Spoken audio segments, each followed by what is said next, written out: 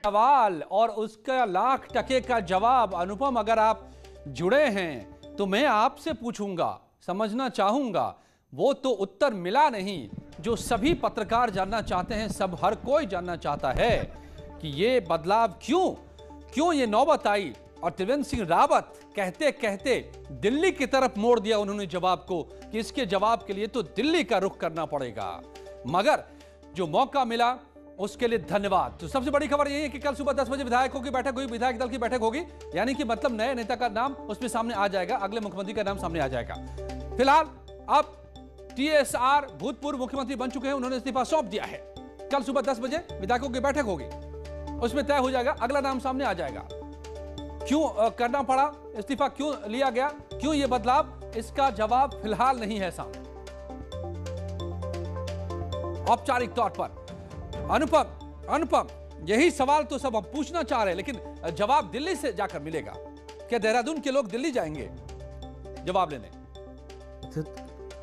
मुख्यमंत्री ने साफ इशारा कर दिया कि मैंने तो भाई बढ़िया काम किया, मैंने अपनी तरफ से पूरी मेहनत करी, अब ये पार्टी ने डिसाइड किया है, उनका डिसीजन है, तो पार्टी से पूछो, मुझसे नहीं। कुल मिला के लब्बो लुआब इस बात का यही है। कहने का मतलब ये है कि देखिए, जो नेशनल पार्टीज़ हैं, चाहे वो बीजेपी रही हो, चाहे वो कांग्रेस रही हो, और ये परिपाटी इनके वहाँ रही है कि हाईकमांड तय करता है लीडर्स, और वही चुन के भेजता है। इसी तरीके से यहाँ सिस्टम चलते रहा है, आया है, और ये बहस का विषय बना भी है।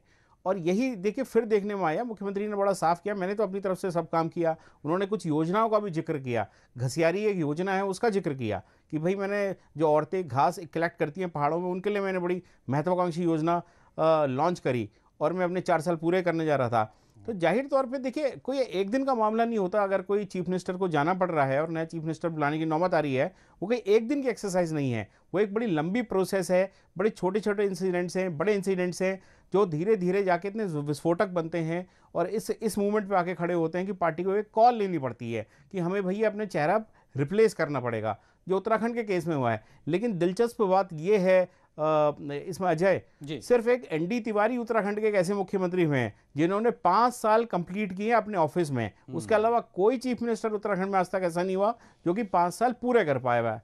ऐसा लगता था कि शायद त्रिवेंद्र सिंह इसको करेंगे। मैंने एक इंटरव्यू उनका किया था जब उनकी 3 साल सरकार के पूरे हुए थे, तो उन्होंने उस समय दावा भी किया था कि नहीं, देखिएगा सब ठीक होगा और हम पूरा अपना कार्यकाल पूरा करेंगे।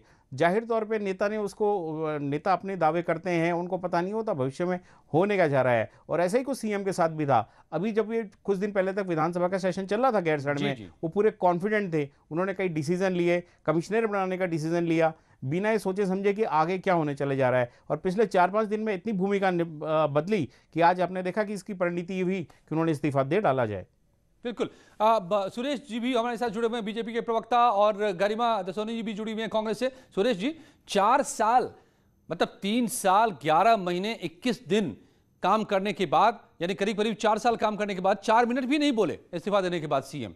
मुझे लगा कि थोड़े से परेशान थे सीएम, थोड़े तल्ख भी थे। देखिए, परेशान भारतीय जनता पार्टी का कोई कार्यकर्ता परेशान नहीं होता है। हम लोग देखो समाज के लिए काम करते हैं। हमने तो कहा है कि हमारी पार्टी जो है कि सर्वग्राही और सर्वस्पर्शी पार्टी है, और हम जो है कि एक हेलीकॉप्टर से जुड़ा करके देहरादून और दिल्ली अभी जो है वो 20 विधायक मुझे यहीं मिले थे। तो इसका खामियाजा भारतीय जनता पार्टी को भुगतना पड़ेगा। जिस तरह से उन्होंने अपने मुख्यमंत्री का जो है अपमान किया है, वो सवाल ये नहीं है कि त्रिवेंद्र सिंह रावत जी मुख्यमंत्री अच्छे थे या बुरे थे। अच्छे होते तो उनको बदलते क्यों, लेकिन जो है जिस तरह से अपमानित किया गया वहाँ के मुख्यमंत्री पद को, मेरे विचार से भारतीय जनता पार्टी को इसका खामियाजा भुगतना पड़ेगा। सर, अब कुछ ही समय बाकी रह गया है, उत्तराखंड में चुनाव भी आने वाले हैं, तो आपको क्या लगता है कि इसका जो फायदा है वो आप लोगों को मिलेगा? नहीं, देखिए, फायदा हमको मिले ना मिले, उत्तराखंड को फायदा होना चाहिए ना।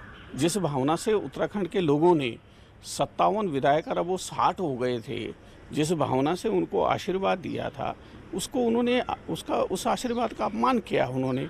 और एक जो भस्मासुरी प्रवृत्ति जिसको कह सकते हैं, ठीक उसका उन्होंने यहाँ पर जो है प्रदर्शन किया है, और उत्तराखंड की जनता उसको माफ नहीं करेगी। जो भी हुआ वो गलत हुआ, नहीं होना चाहिए। नहीं, आप किसी राज्य को अस्थिरता में कैसे डाल सकते हैं? अगर आप मान लीजिए आप अपना मुख्यमंत्री बदलना चाहते हैं तो अपने मुख्यमंत्री को।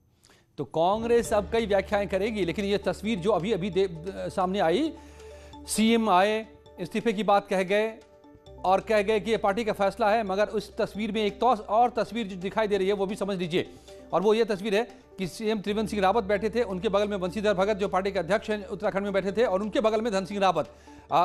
गरिमा जी के पास जाऊं उससे पहले, अनुपम, क्या आपको इसमें तस्वीर नजर आ रही है क्या?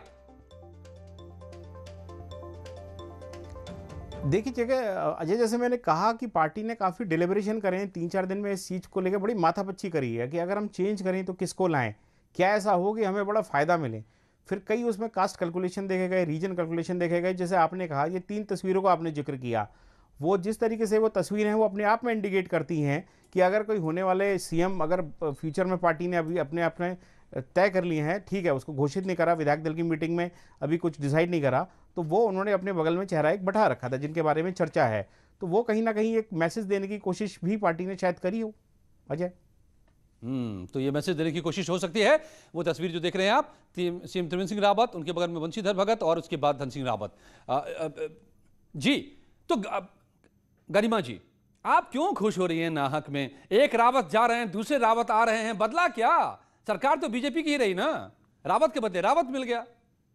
नहीं देखिए पर हो रहे हैं पक्ष और जनता की बात पुष्टि आज भाजपा ने भी कर दी, मोहर लगा दी कि हमारा कार्यकाल संतोषजनक नहीं था, हमारी सरकार अच्छा काम नहीं कर रही थी, हमारा मुख्यमंत्री जो सी वोटर सर्वे में नंबर 1 पे आया था वो सही बात थी। ये पुष्टि आज भाजपा ने स्वयं कर दी। उनको 10 महीने पहले हटाकर आखिर एक बड़ा मैसेज तो भाजपा ने स्वयं दे दिया जनता को कि क्योंकि हमारी सरकार ठीक ठाक काम नहीं कर रही थी, आपकी अपेक्षाओं पर खरी नहीं उतर रही थी, इसलिए हमें मजबूरन मुख्यमंत्री बदलना पड़ रहा। देखिए, कोई शौक में तो ये करता नहीं है, कोई भी दल हो वो शौकिया मुख्यमंत्री नहीं बदलता। चलिए, आपका ये सवाल मैं वाजिब मान लेता हूं, इसका जवाब मैं सुरेश जी से लूंगा भी कि क्या खुद पार्टी को लग गई कि 4 साल का कार्यकाल संतोषजनक नहीं था इसलिए बदलना पड़ा। मगर पहले दीपांकर के पास मैं जाऊंगा, वो कुछ कहना चाह रहे हैं, यहीं पर सीएम अभी बोल रहे थे जहां दीपांकर मौजूद है। दीपांकर।